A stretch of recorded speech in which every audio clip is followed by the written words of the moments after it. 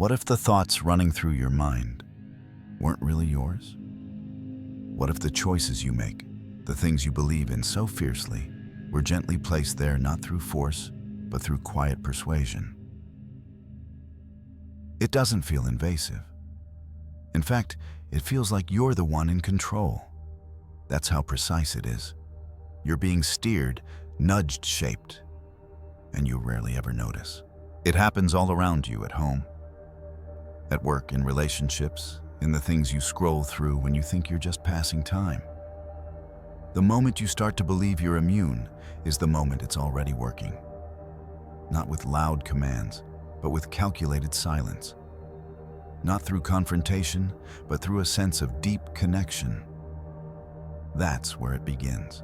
Sometimes the most powerful manipulation doesn't feel like manipulation at all.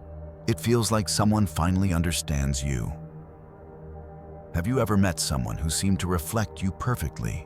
Your humor, your beliefs, your frustrations, even your rhythm. That sense of being seen, almost soul-connected, can be so comforting. But it's also how they get in. You see, when someone mirrors you, they're not just echoing your words. They're studying the way you carry yourself, the way you think, and they begin reflecting it back. It's not random, it's deliberate. Because we're wired to feel safe with familiarity. When someone feels like us, we drop our guard. We stop scanning for motives. And that's when the influence sneaks in, not as a foreign thought, but as something that already feels like your own. You might find this happening in a negotiation, or a passionate political speech, or with someone who says all the right things at just the right time. Their charm is seamless because it's built to match your reflection. They don't have to convince you. They just have to be you until you follow. It sounds harmless, even flattering, but there's a catch. Real connection comes with tension, differences, honest friction. When someone never disagrees with you, never challenges you, and always seems to align, it's not always intimacy, it might be performance. And that performance has a purpose, your trust. And then there's something darker. It doesn't start with yelling. It starts with soft denial. One day you recall a conversation, and they tell you it didn't happen that way. You hesitate just a moment. Maybe you misremembered. Maybe you were emotional. And then it happens again. You're imagining things they say. You're being sensitive. At first, you push back. But after a while, you stop. You stop trusting your memory, then your feelings. Then the truth itself starts to slip. It's not just lying. It's rewriting your reality so carefully, you begin to believe the edits. You question yourself, not them.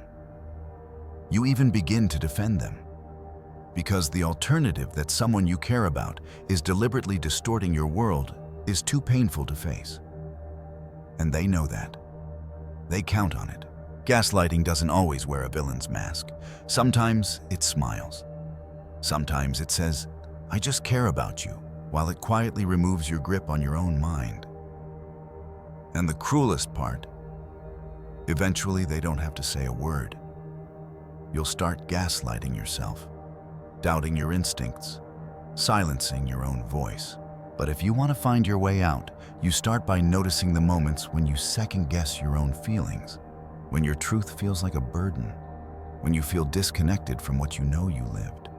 That's not you being irrational. That's you being slowly turned around. And it doesn't stop there. Sometimes it begins with the smallest request, something you say yes to without thinking. It seems innocent enough. A favor, a signature, a harmless agreement. But that's the opening. That's the quiet crack in the door. Because once you've said yes, you've started a pattern, and manipulators know how to build from there. You've taken the first step, and to remain consistent, you'll likely take the next. Not because you want to, but because you don't want to contradict who you believe yourself to be. You don't want to seem unreliable. You want to stay true to your word. But what if the first word was never fully yours? You see it in all kinds of places. That free trial that quietly locks you in. The friend who always asks for just one more thing.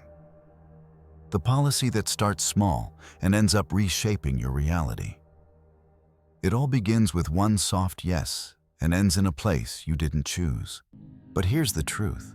One yes does not mean forever. One agreement doesn't mean you've signed away your freedom. And anyone who makes you feel like you can't change your mind was probably counting on that from the beginning. You have the right to stop, to look again, to say maybe I said yes then, but I don't say yes now. There's something almost intoxicating about being adored. When someone looks at you like you're the most special person they've ever met. When they say the words you've always wanted to hear. When they pour praise and attention over you like they've been waiting their whole life just to find you. It feels magical, like destiny, like love. But sometimes it's not love at all, it's bait. This is how love bombing works. It feels like everything you've been waiting for because that's exactly how they want it to feel. They overwhelm you with attention, validation, promises. They say things like, "You're not like the others.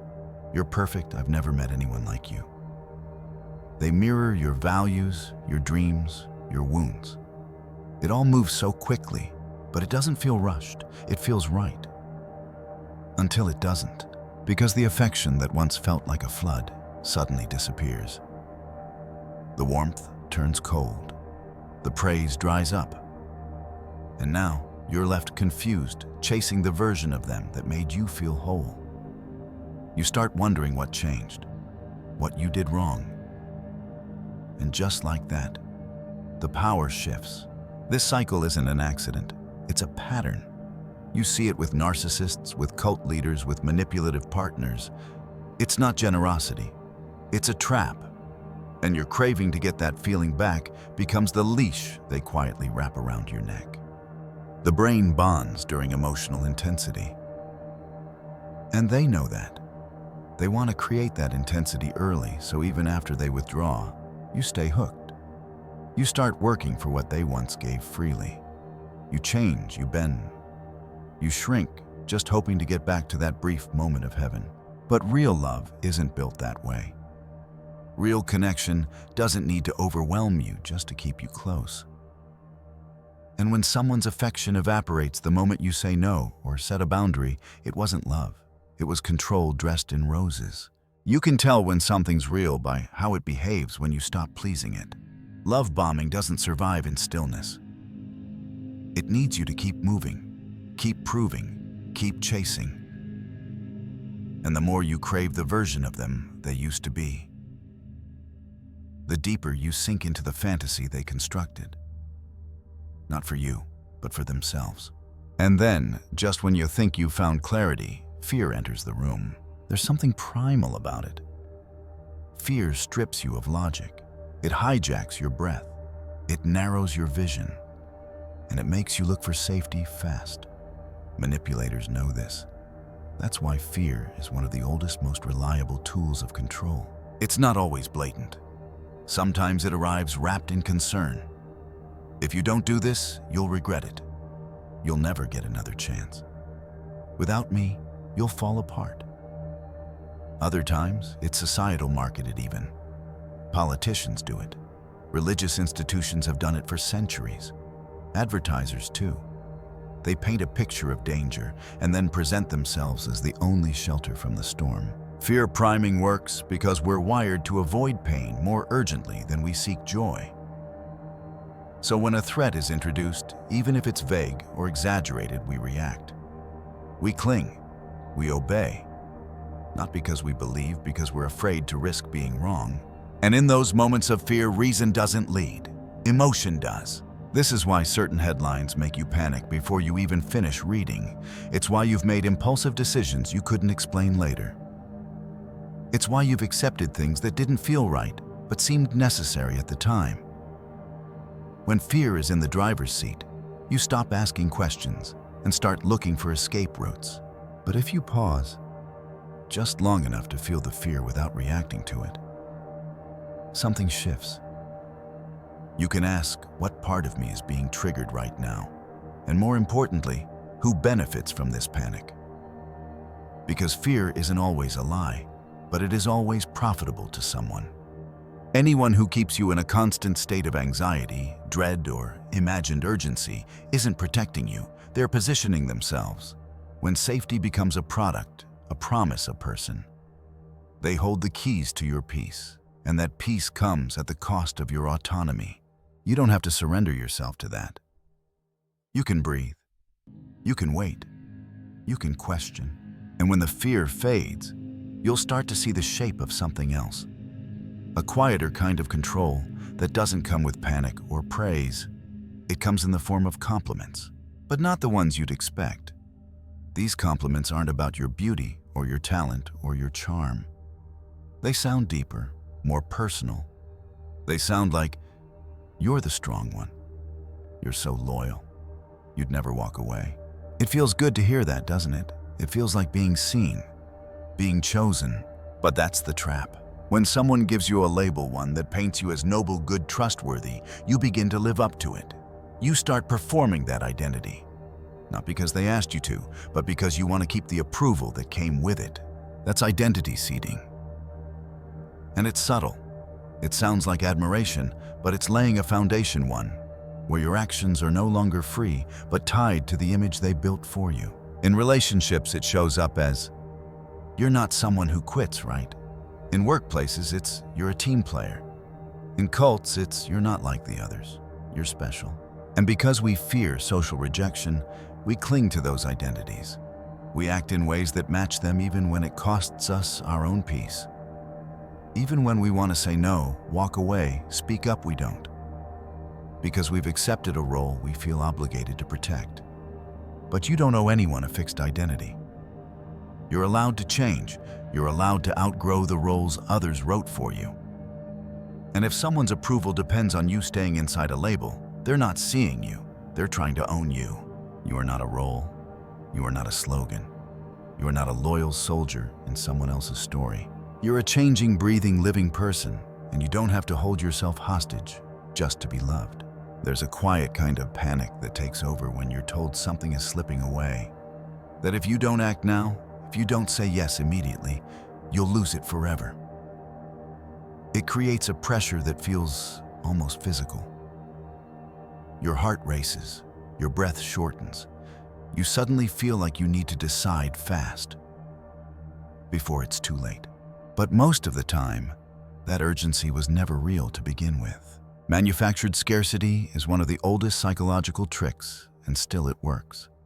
Every single time. And not just because we fall for it, but because we're wired to. We're wired to avoid missing out, to fear regret more than we fear being manipulated. So when someone tells us there are only 2 left in stock, or this deal won't last, or this is your only shot, we move quickly, not from clarity, but from panic. But that kind of panic doesn't just show up in ads and sales pitches. It can creep into your relationships too. You'll hear it in someone who says, "You'll never find anyone like me again."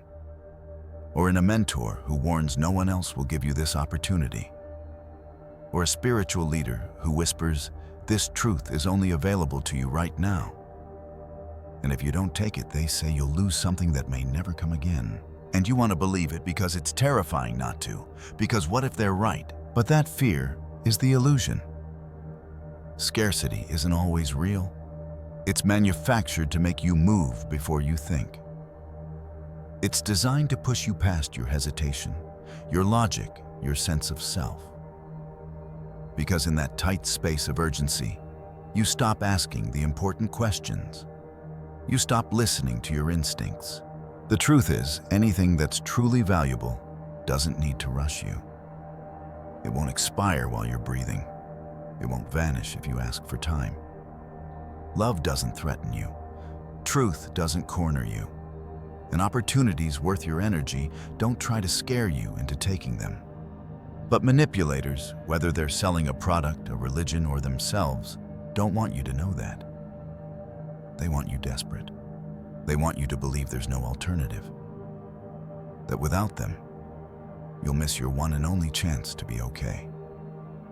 And once you believe that they have you, but you can step back. You can ask, Is this actually rare, or am I just being rushed?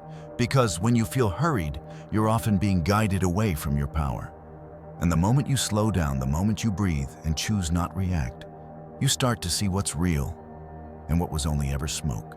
And once you begin to see through that fog, you start to recognize something even deeper.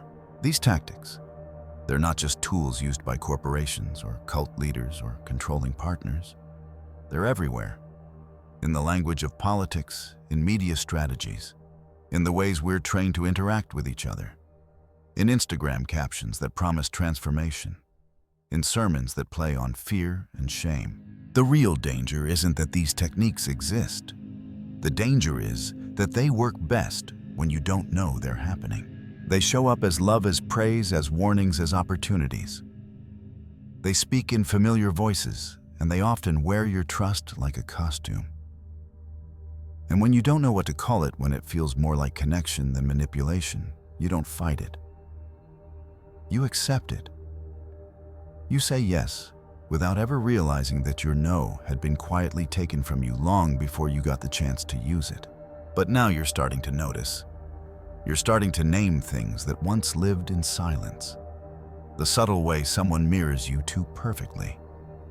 The gentle erosion of your confidence disguised as concern. The way a single yes becomes a chain you didn't agree to build. The flood of affection that turns cold the moment you assert yourself. The fear that twists your gut and makes you reach for safety even if it costs your voice. The labels that sound like compliments but shape you into something you never chose. And the false urgency that turns calm minds into frantic hearts. And maybe you've already experienced these things. Maybe someone you trusted used your heart as a map. Maybe you've walked away from a conversation and felt hollow, unsure why. Maybe you've said yes when every part of you wanted to say no, but you couldn't find the strength or the space or the clarity. You're not weak for that. You're not broken. You were manipulated. And manipulation isn't about being gullible. It's about being human, being wired for connection, for safety, for love. It's about someone seeing that and deciding to use it instead of honor it. But here's the shift.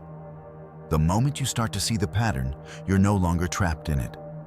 The moment you pause and say, wait, something doesn't feel right, you break the spell. Because awareness doesn't always roar. Sometimes it whispers. It whispers, this isn't love. It whispers, you don't have to agree. It whispers, you're allowed to change your mind. And over time, that whisper becomes something louder. A voice, your voice, clearer than it's ever been. Not immune, not perfect, but awake. There's something quietly powerful about knowing you have a choice. Not the kind of choice that's shouted at you from a stage or flashed in an ad, but the kind that lives deep inside you, beneath the noise, beneath the pressure, beneath every voice that's ever tried to speak for you. It's the choice to see clearly even when clarity is uncomfortable. The choice to pause even when everything around you is telling you to rush. The choice to listen to that faint whisper inside the one that says something feels off even when the world insists it's perfectly fine. That's where your power begins. Not in some dramatic confrontation, not in a triumphant takedown, but in a soft return to yourself. Because once you recognize these tactics, once you feel the difference between real love and staged affection, between concern and control, between invitation and pressure, they lose their grip. Not because they disappear, but because you've stopped playing along. You don't owe anyone your trust just because they smiled. You don't have to explain your boundaries. You don't need to justify why something doesn't feel safe. You can simply walk away. You can say no. You can breathe. And the truth is, there may still be moments where you fall for it again. You're human. You're built to connect, to hope, to believe. That's not a flaw, it's a strength. And even if someone uses it against you, it doesn't mean you have to harden. It doesn't mean you have to shut down. What it means is, you get to come back.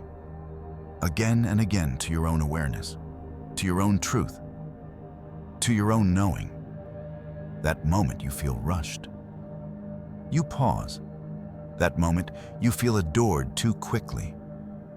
You wonder why. That moment, you feel yourself shrinking to keep someone's approval. You remember you never had to do that in the first place. This isn't about being suspicious of everyone. It's about not abandoning yourself in the process of trying to be loved, chosen, accepted. The greatest defense against manipulation isn't paranoia. It's presence. Because when you're present, really present, you begin to notice the space between what someone says and how it lands in your body. You begin to hear your intuition more clearly than the script they're reading to you. You start feeling when something is performance and when it's real. You might not catch it every time. That's okay. But you'll catch it more. You'll walk away sooner. You'll speak up louder. You'll stop editing yourself to be someone's favorite version of you. And maybe, just maybe, you'll stop needing to be understood by those who only ever intended to shape you. Because you're not here to be sculpted. You're not here to be mirrored or molded or managed. You're here to remember who you were before they handed you a script, before they handed you a role, before they made you believe you had to earn your worth by being predictable, agreeable, or afraid. And the next time someone tries to use fear to guide you, or compliments to contain you, or urgency to rush you, you'll pause. And in that pause, you'll return to yourself, to that quiet knowing that's been with you all along. Because the truth is, you were never lost, just clouded, just surrounded by voices so loud they drowned out your own. But now the noise is quieter, and you're starting to hear again. You're starting to see. And what you do with that sight, how you protect it, how you honor it, that's where freedom begins. So if this reflection stirred something in you, if it helped you take one step back from the edge of someone else's control, then hold on to that. Let it be your reminder. You're not crazy. You're not too sensitive. You're not broken. You were being pulled. Now you've remembered the way back. And if you're still finding your way, take your time. The ones who truly care won't rush you. They won't mirror you to manipulate you. They won't love bomb you into dependence. They won't twist your memories or sell you urgency disguised as truth. They'll sit with you quietly, patiently, and they'll let you choose freely. Because that's what real connection feels like. Not pressure, not fear, just space and truth and choice.